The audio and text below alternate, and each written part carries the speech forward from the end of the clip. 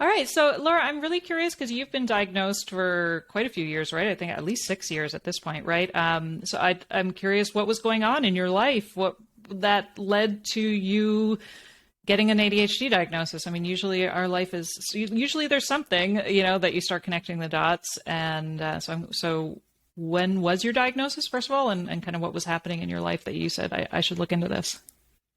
Yeah. So thanks for having me, Katie. I got diagnosed 10 years ago, so a little more than 6. Oh, okay. I'm going to say something right off the bat that is related to how I came to being diagnosed, which is that I'm feeling a little anxious right now, being the person who's being interviewed as opposed to being the interviewer, because I do host a podcast about ADHD Aha moments, and I have some perfectionistic tendencies, so I'm a little anxious about how I might come off. So I just wanted to say that right off the bat. It makes me feel more comfortable. I don't know if just wanted to say that. But so when I was 30, when I was 28, I'll start, I got diagnosed with anxiety. And I started taking anti-anxiety medication.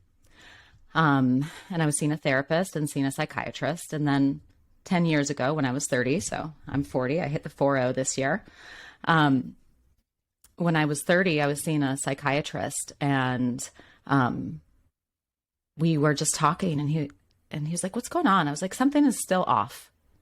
I feel like I've got the anxiety under control. I'm taking anti-anxiety medication. I have a good sense of my range of emotions and when I'm feeling off, et cetera. And there's something that's still off, and I couldn't quite pinpoint it. And my psychiatrist, he asked me this question that was so specific, but yet so spot on that it kind of blew my mind. He asked me, "Laura, I know you spend a lot of time in coffee shops because you're a writer. Do you get really frustrated when someone makes a noise across the room that you don't like? Does it kind of set you off?" And I was like, "How do you know this? How did you know that this is a thing for me?" He's like, "I think it's time to get you evaluated for ADHD."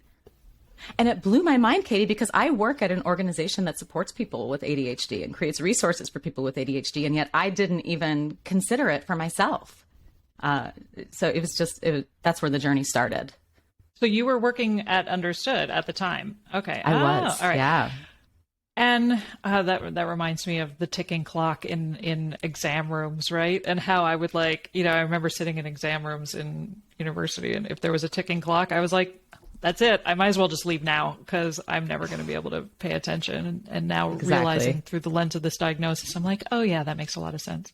Mm-hmm. I also studied in coffee shops all the time. Did all my best work in coffee shops. I think that's pretty standard for ADHD, right?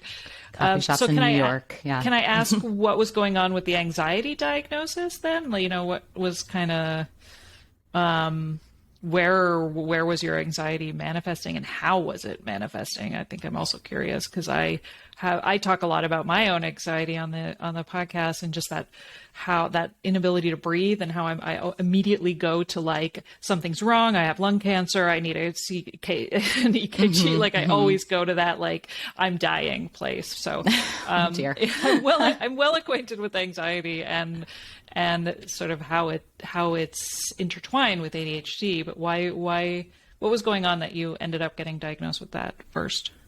So the anxiety, in contrast to the ADHD, the anxiety was something that I suspected I was coping with for a really long time. I can remember wondering why am I so anxious ever since I was 10 years old. I grew up in the Midwest, a very kind of pull yourself up by the bootstraps and, get rid of bad feelings by, exercising and, keeping busy kind of place. So I kind of pushed it away for a really long time. It wasn't until I was in my mid-20s or so that I opened up to the idea of going to therapy. And I started going to therapy after a bad breakup, and I couldn't cope. I was ruminating on everything. I was getting anxious about being around new people, anxious in new scenarios. And I don't have social anxiety, but that's kind of how it was cropping up at that time. I would, meet people and then go home at night and think about every single thing that I said and wonder, did I say something wrong? Kind of like my disclaimer at the top of this podcast, right? And I was coping with this breakup, and I had an amazing therapist who started to open me up to the idea that, I may have an anxiety disorder, beyond just feeling anxious, right? And she suggested I meet with a psychiatrist and consider anti-anxiety medication. And I was like, no. I don't take medication. I'll eat healthy. I'll go to bed earlier. I will exercise more, etc.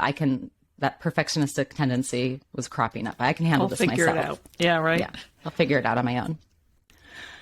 But oh man, when I started taking that anti-anxiety medication and tried a few different brands and then found one that worked for me, I was like, wow, I just feel quote unquote normal.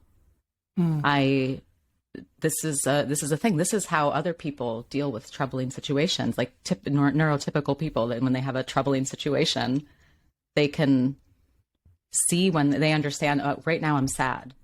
Right now I'm unhappy. Right now I feel happy. Before that, it was all this big blur of emotions. And then with the anti-anxiety medication, when I could kind of calibrate my emotions, finally, I was like, oh, I'm feeling anxious because I'm having trouble focusing. I'm getting distracted by that sound in the coffee shop.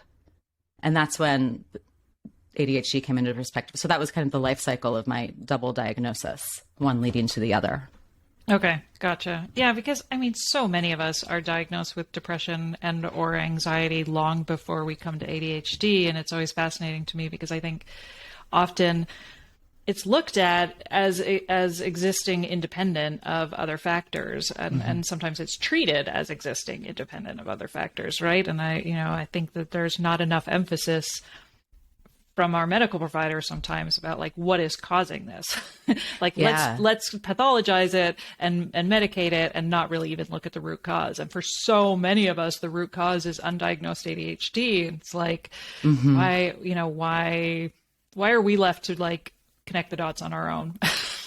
Yeah, it gets so tangled up, doesn't it? It's such a chicken and egg feeling sometimes, because with ADHD, you have, with executive functioning challenges, you can have trouble managing emotions, and it's, not the same as anxiety, but they go hand in hand and they kind of feed off of each other in a lot of ways. It's, I still experience that all the time.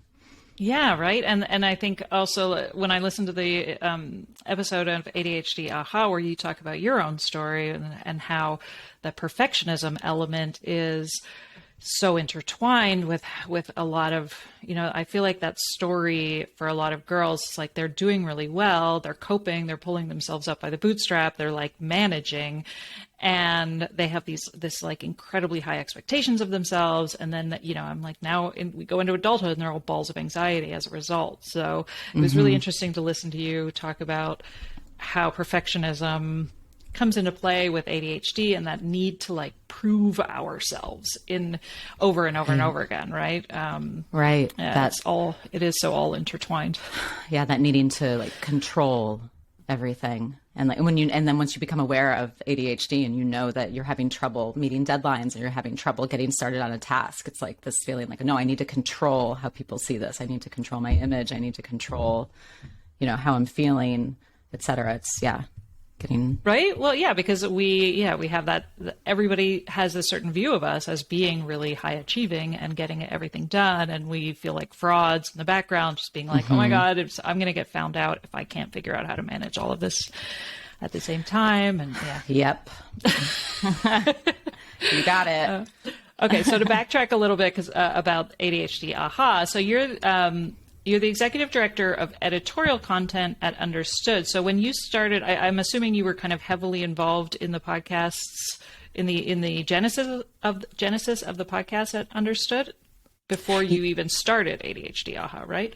Yes. I have to give a shout out to our creative director, Scott Koshier, because he had an amazing vision to launch a podcast network for Understood, coming off of the success of the In It podcast, which is one of the podcasts in our network. And my dear friends, Amanda Morin and Gretchen Vierstra host that show. And it performed well. And we thought, there's so much more content we can create that will help folks. And we started batting around ideas and doing creative sessions.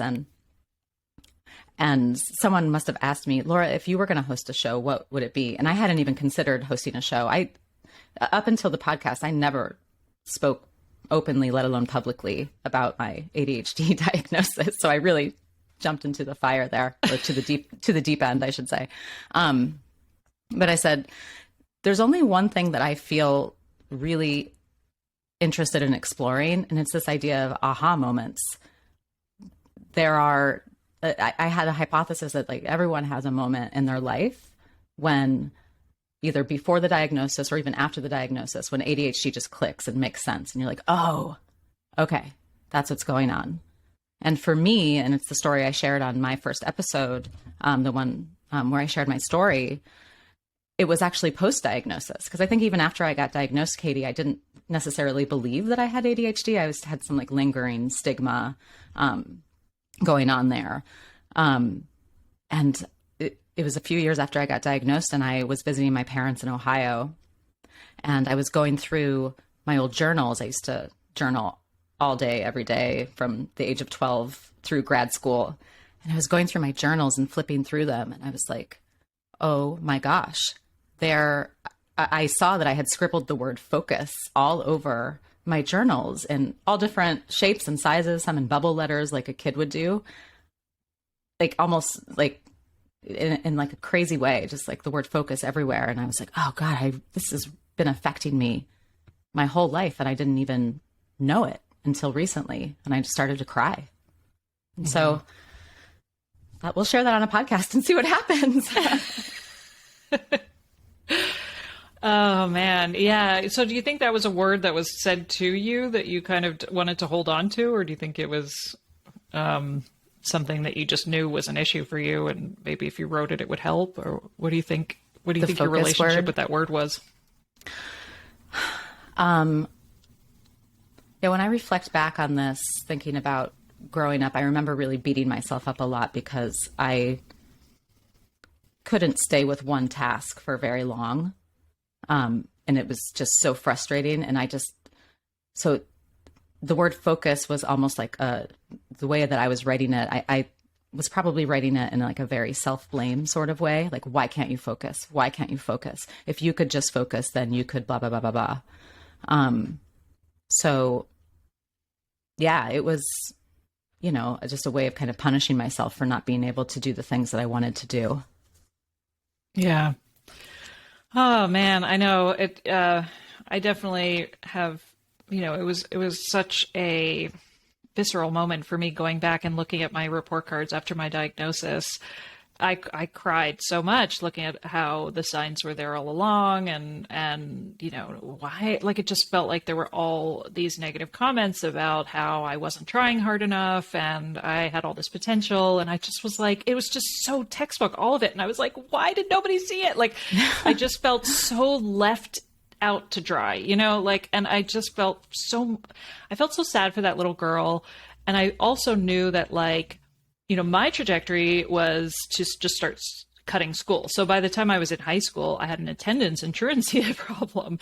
And so my grades were always like, either I got an A+ in the classes like languages and drama and the classes that I always went to, or I flunked because I wasn't going to those other classes because I didn't care about them. But I just saw this girl who just gave up on herself, right? Because I had no sense of like how to do better. And I think so many of us have that grief when we think back in our own lives. And like, how weird is it that I even had my report cards? Like, I don't even have my kids' report cards, right?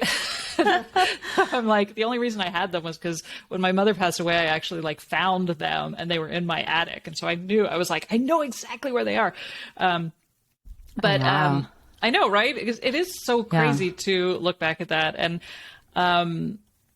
but I'm curious with the aha moment, like, it's, for me, it had been recommended to me for years by my therapist that I look into ADHD, and I was like, I don't know what you're talking about. Like, and then it wasn't until I took the Sari Solden test specifically for women, the online self-test, where I like aced it.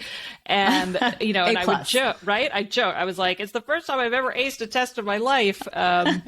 Except for English language arts and drama, well, that's right? True. High interest topics for you. Yeah. I know, but I never talk about that. I only talk about like how I did terribly in school. But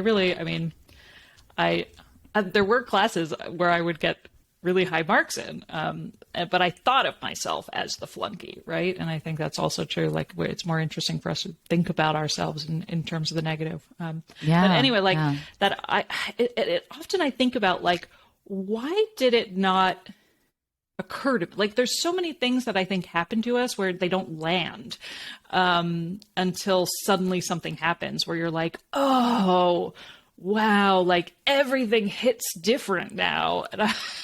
And part of me is like, is it because we are working so hard and we're just like treading water all the time that it's like, often we can't stop and see the forest for the trees. And that's why we have these aha moments. Cause like, I often think about that with friendships, right? Where I'm like, you know, I didn't like, somebody will say something to me about like, oh, you know, this is why our friendship never worked out because you never texted me, or, you know, all these reasons why friendships in the past never worked out for me. And I had all these difficulties. And I was like, I never saw what was happening in the moment until much later, where I'm like, oh, yeah, that makes a lot of sense.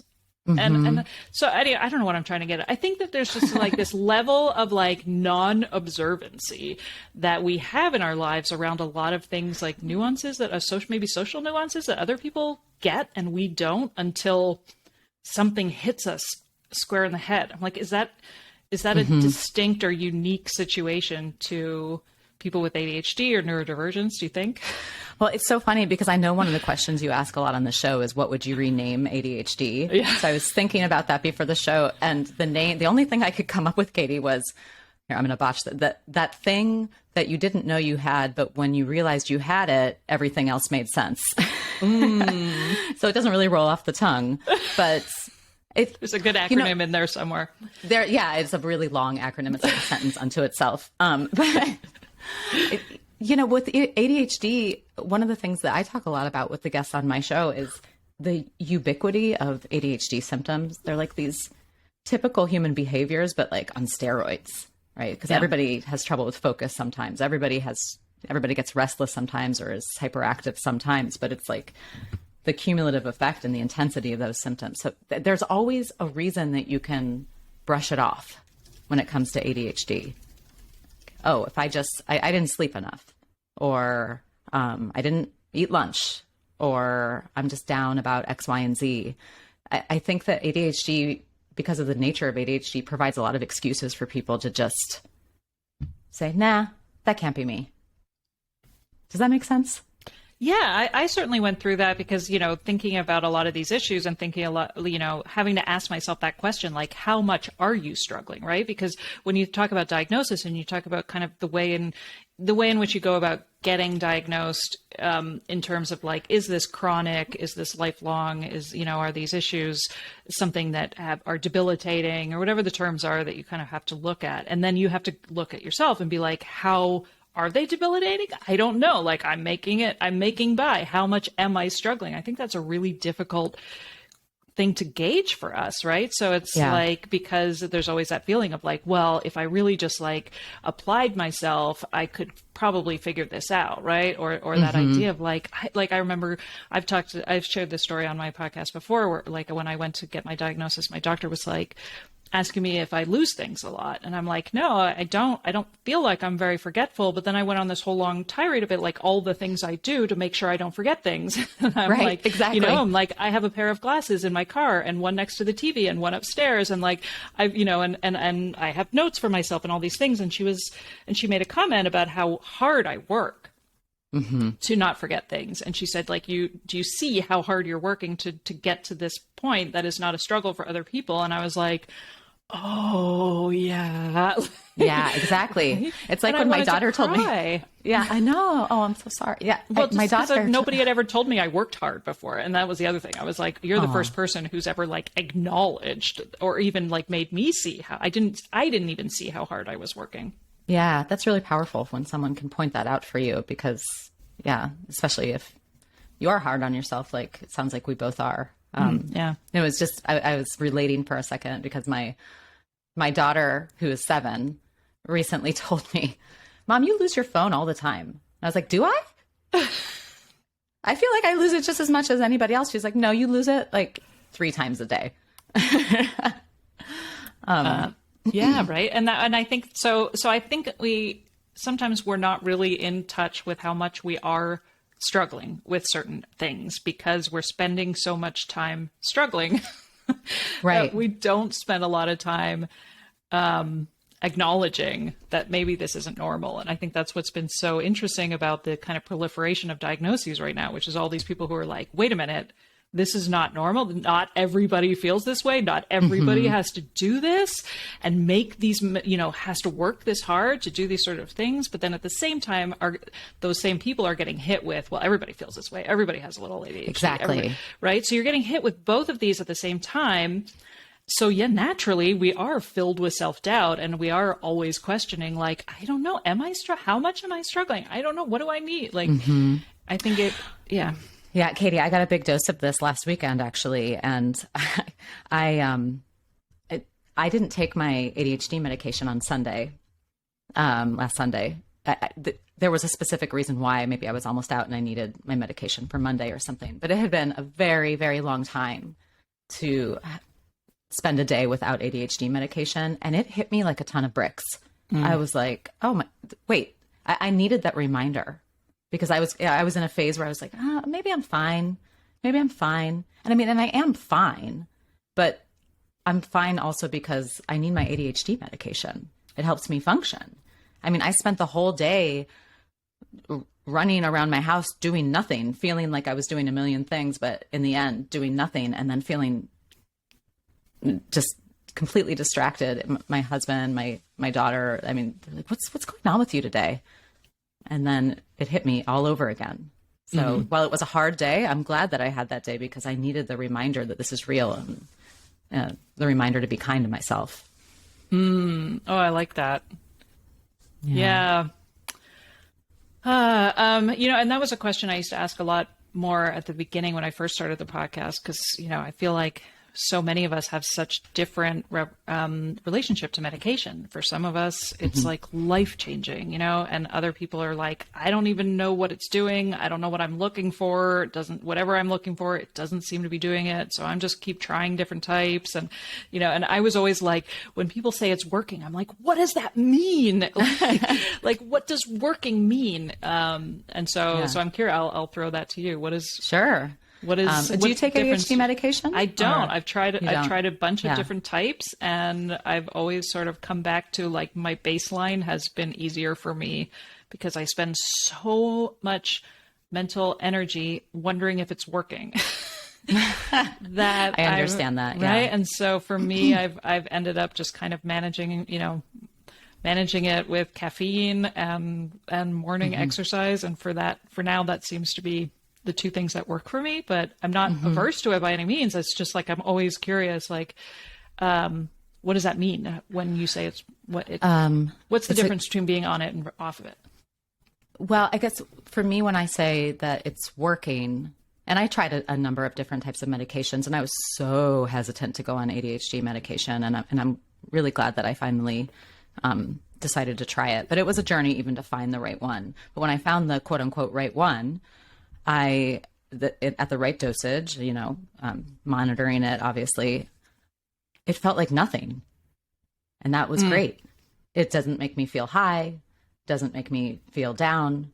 It just makes me feel like me. The difference, it's not so much how it makes me feel, it's that comparison to how it doesn't make me feel when I'm not taking it. I think I might have had a double negative in there the wrong way, but I think you're following what I'm saying. I can compare the days when I'm taking it versus a day that I don't take it. And it's not like everything's perfect. It doesn't solve everything. It's not like I'm magically super productive, but I'm able to, follow steps to do something. I'm able to, I'm more able to, like, jump into what feels like a big task. It still feels really overwhelming to me, but it's like I can see the steps in my head and I know what I need to do first. It's more about, like, the absence of it is what I notice more so than even taking it. Interesting. Yeah. You've inspired me. I'm like, oh God, now I'm going to go down another rabbit hole to see if I can figure this out. Yeah. It's controversial, I know that, it's The one that I'm on is a controlled substance. And sometimes that brings its own set of stigma to it. And, I'm only allowed to get 30 pills at a time.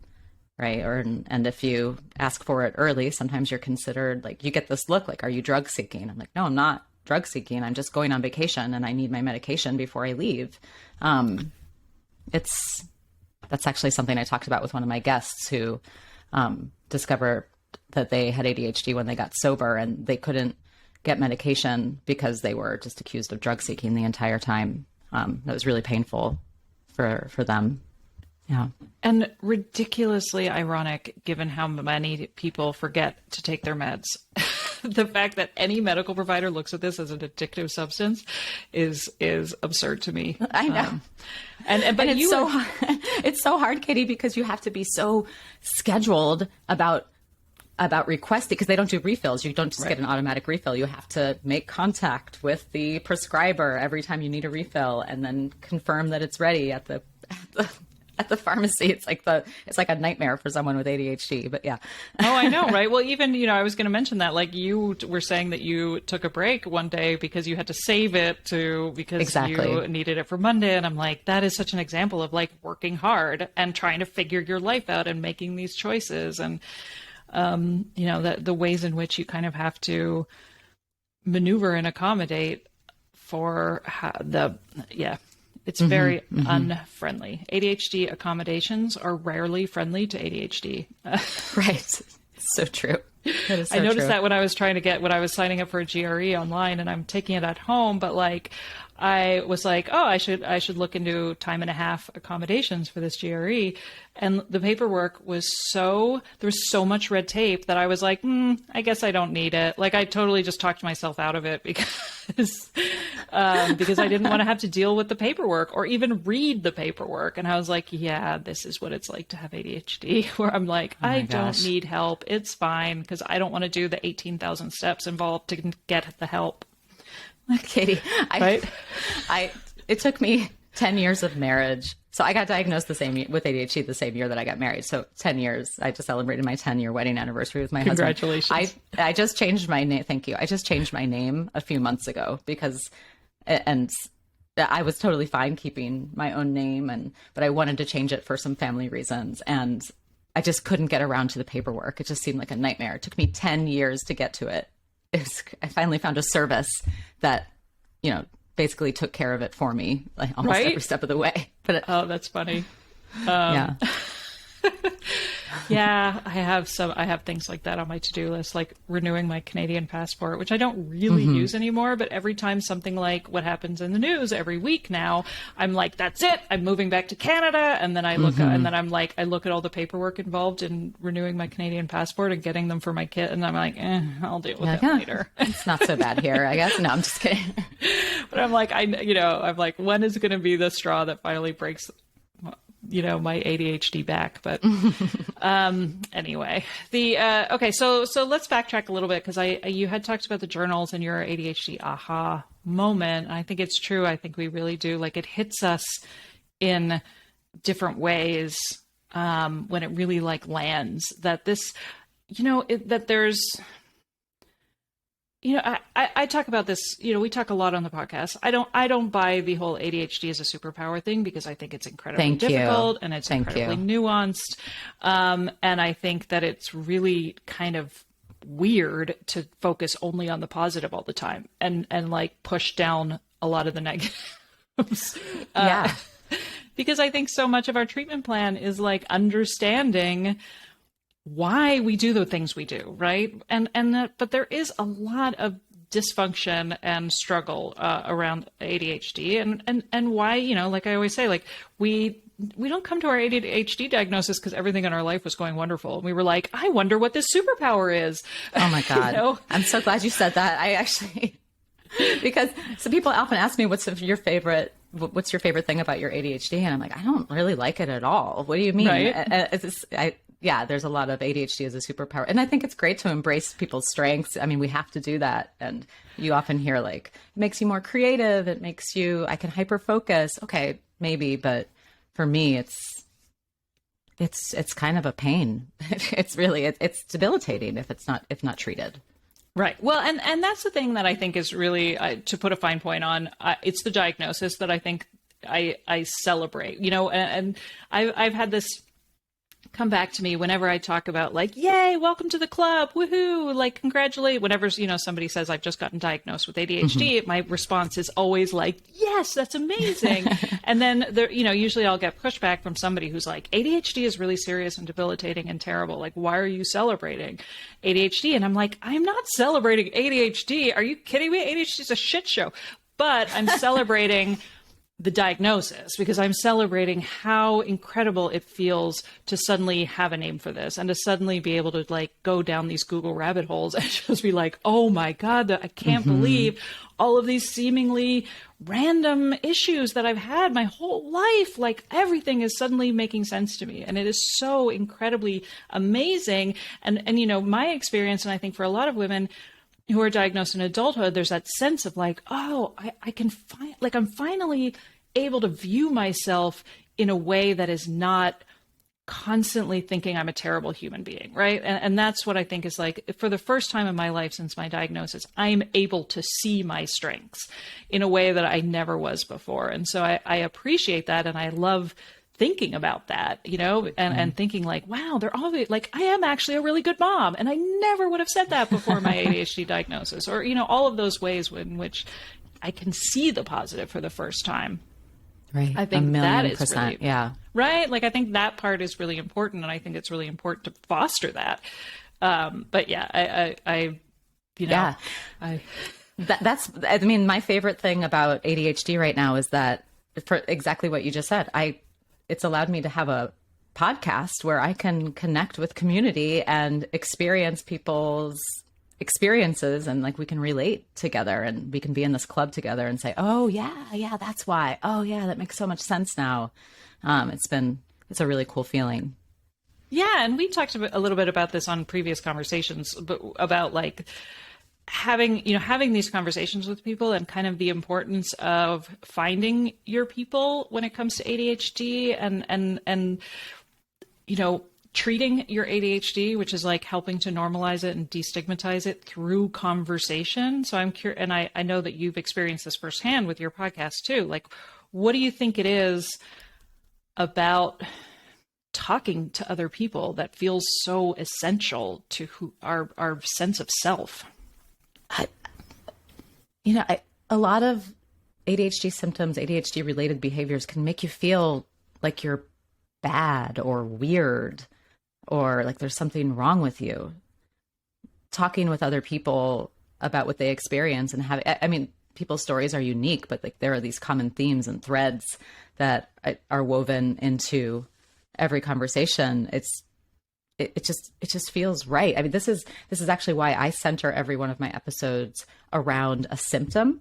I try to, at least, like ADHD and something, so-and-so's story. And the reason that I do that is because the person is absolutely like, the person is the show. The person I'm interviewing is the show, but that symptom is the gateway in for like relatability for listeners. So whether you are a single mom in Maine, or if you are, a high school student in California, if you are both struggling with working memory or with distractibility, if you see that symptom and you relate, someone you never thought that you would connect with, you can connect with that person in a really profound way and say, oh, I struggle with that too.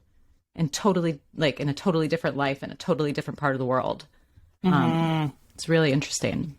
Right. Yeah. I always feel like whenever I talk about the difficulty with toothbrushing, I get so many people who reach out to me who are like, thank you for talking about this openly, because it's like, I think we hold so much shame around these certain behaviors without realizing what is at play in the background, like why we struggle with mundane tasks and why we struggle with things that don't have immediate rewards, and how like toothbrushing is like the perfect example of one of those issues where it's like, it's incredibly boring and it's incredibly mundane.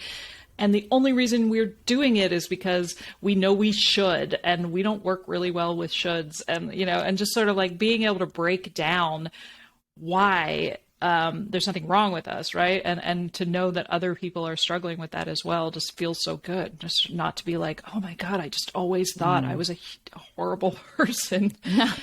Do you do the thing where you're brushing your teeth and you have to walk around and do other things while you're brushing your teeth? I literally just posted that on Instagram today. I was like, ADHD is the uncontrollable urge to multitask while you're brushing your teeth, because that's true. Like, and the only way I can get my kids to brush their teeth is if we all do it together as a family. But it's so funny because it's like we do it together, and then I wander around the upstairs while I've got the 2-minute timer on my toothbrush, and like we wander around, and I like go around and feed the cats and open the windows, and like I have this whole like routine of other things I do during that 2 minutes. What a good idea. I'm not modeling good behavior, or I'm kind of being a hypocrite with my daughter, because I'm like, no, you can't brush your teeth in the kitchen. You can't brush, I'm setting these rules that I'm clearly breaking right in front of her all the time. Like, you need to be in the bathroom and focus on okay, this is enlightening. I'm going to maybe ease up on her a little bit on this front. Well, I know. Well, it's funny because, like, I wasn't diagnosed through my kids, as most women are diagnosed in adulthood after their kids are diagnosed. So you obviously weren't either. So I'm curious, do you think your daughter has ADHD? She's 7, right? Yeah, she's 7. And I have a 4-year-old son as well. It's so interesting that you asked this, because I'm trying not to fall into the same traps that I myself fell into, or that maybe my parents did. My daughter does really well in school. She's a hard worker. She ostensibly is very focused, but I'm not. She seems like she doesn't. I don't exhibit. She's not showing any signs, but then sometimes I catch a little something here and there, and it makes me wonder. And so it's certainly something I'm keeping an eye on. I have noticed maybe a little anxiety in her, but we're early. We're exploring right now. She's very open about talking about how she's feeling, which is a great thing. And so I'm in the phase right now where I'm having open dialogue with her, and I'm very open about my own diagnoses with her, in a way that is appropriate for someone. For a 7-year-old, but so she knows that mommy has ADHD. She knows that mommy hosts a podcast about ADHD. I don't think she really understands what it is. That's fine, but she hears the term, and actually one day she was talking to me about someone in her class, and said, I think he might have ADHD, and that must be really hard for him. And I was like, bless you. That's good. Now let's talk about you. How are you doing? Yeah, but we're not there yet. Keeping an eye out. Yeah, I'm in the same situation with my 2 kids. My daughter, I'm actually getting them both finally tested. I found the right, because of both of my kids, I have a 15-year-old and an almost 11-year-old, and it's a similar situation where I'm like, I see a lot of tendencies, but I also don't see them like struggling in the way that kids who are struggling are diagnosed, right? So it's like they both do really, really well in school. Neither of them is disruptive. Neither of them is like, pulled aside by their teacher. Like, they don't have a lot of issues with like not being able to sit still, or like all of these stereotypes.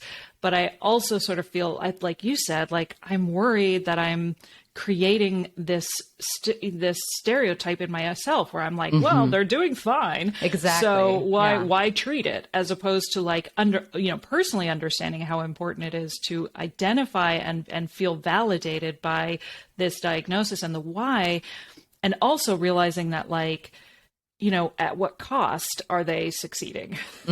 Totally. So, right. Yeah. God, Katie, parenting is so hard. It's so real. That's, profound statement of the day. No one's ever said that, right? But because what I just described about my daughter was how anyone would have described me growing up.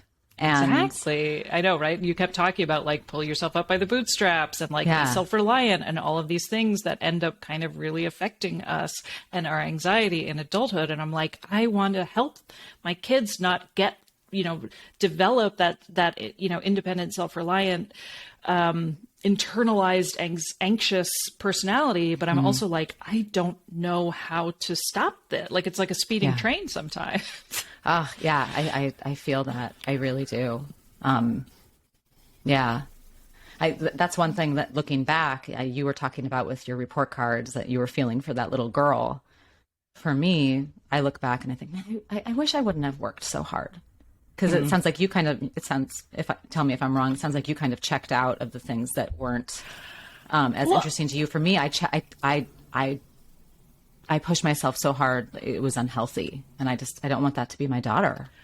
Well, yeah, and that was kind of the tip off for me this year, because this is my daughter's first year of high school. And like so much is, it's so strange to be in school right now, because the last couple of years have been so weird, with hybrid, and they even started this year with masking. So I'm like really trying to think about like what is causing her anxiety and what is even normal. And it wasn't until she has always done incredibly well.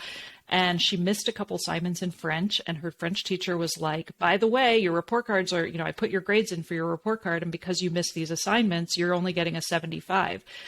And I mean, when I was in high school, a 75 would have been like, woohoo, that was amazing.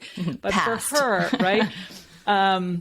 She had a full-on panic attack. She texted me, I had to go pick her up from school, because she didn't know how to process the fact that not only had she missed these assignments and had just found out about it because she didn't know she had missed them, but that like this was, usually the teacher will like give you a warning, like, hey, report cards are coming out soon. You need to figure this out. But this teacher was like, by the way, I just put your grade in. There's nothing you can do about it. You're trapped with this grade. And so she was just like, to her, 75 is akin to failure, which is a whole other issue with perfectionism, right? Mm-hmm.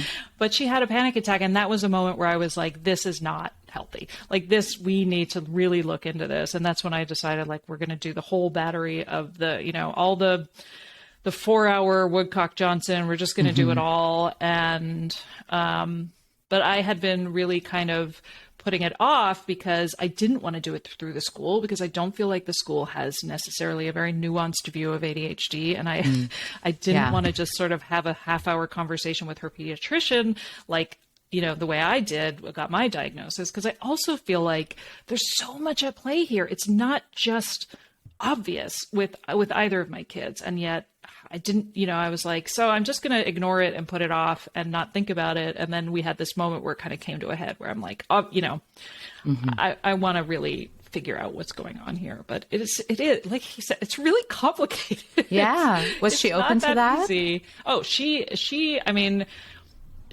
has been wanting to get diagnosed for a while now, because she also is like, I want to know if it's ADHD or not. I want to know if it's anxiety or not. She's like really kind of wants to figure this out. And I think she saw me dragging my feet as me not caring. And so I really was open with her about like, no, believe me, I think obsessively over like, what is the right route to take? And the reason why I've been dragging my feet is because I don't want to fuck this up. Like, I want to make sure we do this right the first time. And I feel like these other more traditional routes are not going to work for us. And I don't want somebody to say you don't have it and then worry that they were wrong. You know what I mean? Like, I don't want to have that question. So I was like, but, when I started looking into these huge testing centers, like I was looking at ones in Manhattan, they're like $7,000. Yeah. So I'm sort of like, oh, maybe we'll make that decision later. Yeah. So anyway, long story short, parenting's hard. It's hard. I wish you the best in that journey with your daughter. But how lucky is she to have someone who's like advocating for her and is aware? And, when we were in high school, it sounds like that wasn't really top of mind for us. Well, right. And I think that was one of the things I also struggle with as a parent, which is like, my parents were very much like, it's fine if you don't do well in school. We don't really care. We just want to make sure you're happy. And we, whatever, if you don't go to university, it's fine. We don't care. Like, they never pushed me. And now I look back and I'm like, I really could have used a little help. I could have used a little more intervention, because I would just lie and they'd be like, hey, do you have homework? And I'd say no. And that was it, and they never pushed it until my report cards came. And then, they didn't even ask to see my report cards usually. So a lot of it was like, them. Well, yeah, those are like the elementary school ones. The high school ones, I don't think they had any evidence of that. But anyway, like my point was, I as now looking back, I think I could have used, it would have helped me feel better about myself and have a lot more confidence in myself had I been pushed more and had I had more help. And because I just grew up thinking I was stupid. And so now with my kids, I'm like, I want them to succeed, but and I want them, because I know how good it feels to succeed, but I also don't want them to think that all I care about is them getting the A. And I don't want them to have panic attacks when they get a 75. And I'm like, where's the balance in all of that, right? Yeah, I need to go back to therapy probably. I do. I have these same conversations in my own head. Yeah. I mean, for me growing up, I wasn't, my family is amazingly organized, and like they are very regimented in a way, not in like my family is so much fun. My parents, my sister, my brother, but like the most organized family you've ever met. And I don't know, I like put all this pressure on myself, right, all the time. And we did stress good grades in my house, and I did play all the sports, and I was on the college track, and that, anything else wasn't an option. But ultimately it was like really me, but maybe some learned behavior that I got from my parents, but I was putting pressure on myself constantly, and I never ever checked out. I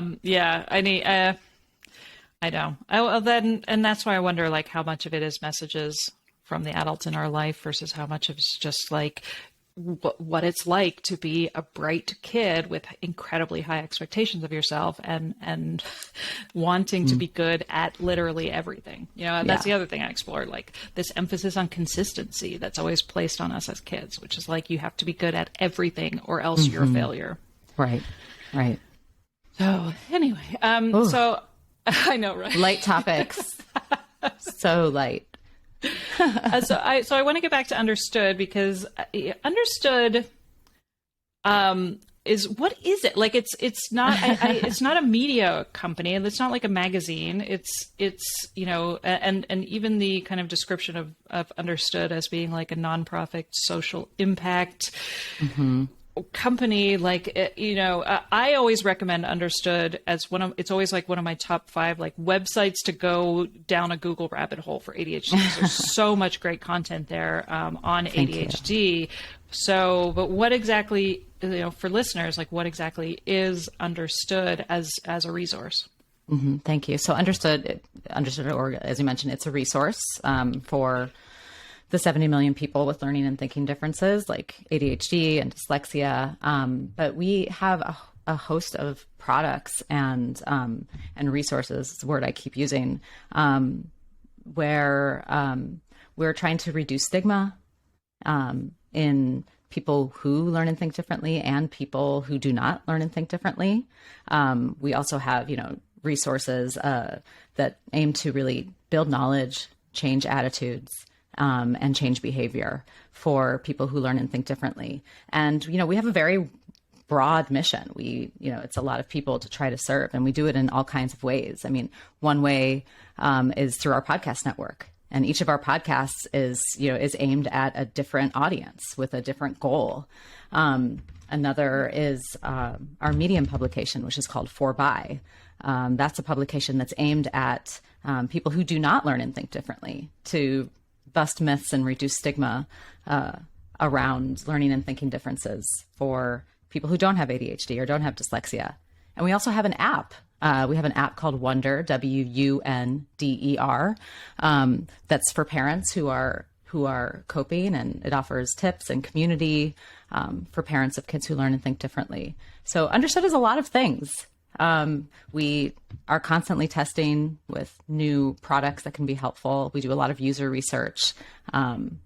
We do a lot, and we want to do a lot.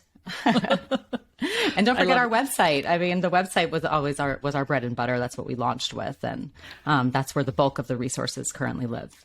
Well, I think that's how I first discovered Understood, was because a lot of those questions that I Googled at the beginning of my journey, like what is executive function or what is rejection sensitive dysphoria, because you hear these things bandied about, right? And then I'm like, what is that? And then the first thing that would always come up would be an article in Understood. Oh, that gives me great pride, because I'm obsessed with search engine optimization and keywording, and so that was a lot of research on like, what are people looking for? What do people need? What can we create? Like, what can we create that is written or filmed in a way that is as understandable as possible. You know, accessibility is really important for us. And one way that we do that is through the language that we use. We use a reading level tool to ensure that everything that we write is at an 8th grade reading level or below, because we know that a lot of people who have kids with dyslexia or ADHD might have dyslexia or ADHD themselves. So it's all about like, let's just make this super accessible, usable, easy to understand. What's the next step going to be in this process? What happens when I request an evaluation? What happens when I get an IEP? What happens when I get a 504 plan? And is my child having a tantrum or a meltdown? I mean, we try to break it down in the simplest but most effective possible way with expert advice. Yeah, well, it's working. And just to backtrack, you said the medium is, so it's for/by. I'll have a link to that in the show notes. But Medium is what is Medium is a blog network, right? Yeah, Medium is a network where folks can publish their own content. So yeah, it's like a blogging network, and they have a really awesome platform where you can actually create a publication and people can contribute to your publication. So the publication is called for/by. And we noticed that on Medium, there were so many writers who were writing about dyslexia and ADHD. And we wanted to provide a platform where, and we wanted to pay them for their stories. You know, it's not a huge fee, but we believe that people deserve to be paid to share their stories. For people to share their stories on our platform and have one place where people can find a whole bevy of information from writers with dyslexia, with ADHD, with dyscalculia, et cetera. Mm-hmm. Amazing. Well, I'm a big fan, and I really am so grateful that you came and shared your personal story. And what are you noticing in terms of this the conversation around ADHD? Like, how has it changed in the last 10 years? Oh, in the last 10 years. Well, or since you've been diagnosed, what have you noticed? Well, more people are talking about it. I'm still seeing a lot of stigma, a lot of self-stigma, especially from women. Women are really hard on themselves when it comes to ADHD, I've noticed. But I'm also seeing a lot of women being more open to the possibility of ADHD and looking at a diagnosis as, oh, a lot of things make sense now. The themes that have been emerging from the interviews I do on ADHD Aha have been really cool to observe. Like, and I'm sure you see this all the time. You hear this all the time hosting your show. But like, what was the aha moment? Oh, you had 2 aha moments. You had one when you were a kid. You probably didn't do anything about it, or the people in your life maybe didn't do anything about it. And then you hit a block as an adult, and you're like, oh, that was that thing that I dealt with a long time ago. Now I'm going to deal with it for real. So just a lot of reflecting. I think ADHD is starting to come into perspective more for a lot of folks. Mm-hmm. Yeah, you just reminded me like how, I talk a lot about the grief of nobody seeing the signs and nobody realizing what was going on as a kid in the 80s. But I think about all the women who I've heard stories where they, said to their parents, like, did anyone ever, was this ever on anybody's radar? And the parents were like, oh yeah, we were told you had ADHD. We just, didn't think it was a big deal, or we didn't want to medicate you, or all the reasons why the parents like dismissed it. And you're like, oh, that's got to be a whole other level of grief. I had a guy on my show. His name is Kevin, and it's one of the only episodes where I broke from my titling format. I called it "Surprise You Have ADHD" because he was like at Disney World or Epcot or something with his family, and they were walking around, and something happened, and his mom was like, "Oh yeah, no, you had ADHD. You have ADHD. You were supposed to be on medication." Kevin was 23 years old, and he was like, "Mom, why didn't you tell me? I've been struggling." I mean, he was so sweet about it. He was laughing. I was like, "Does that bother you?" He's like, "Nah, it's all right." So everybody handles it a different way, I guess. I guess so, right? All right. Well, thank you again, Laura. It's been such a pleasure to hear your story and vent about parenting for a little bit. Oh my gosh, yes. Thank you so much, Katie. And yeah, keep doing what you're doing. I feel part of the club with you, and I'm inspired by you and by your show. So thank you so much. Oh, thank you.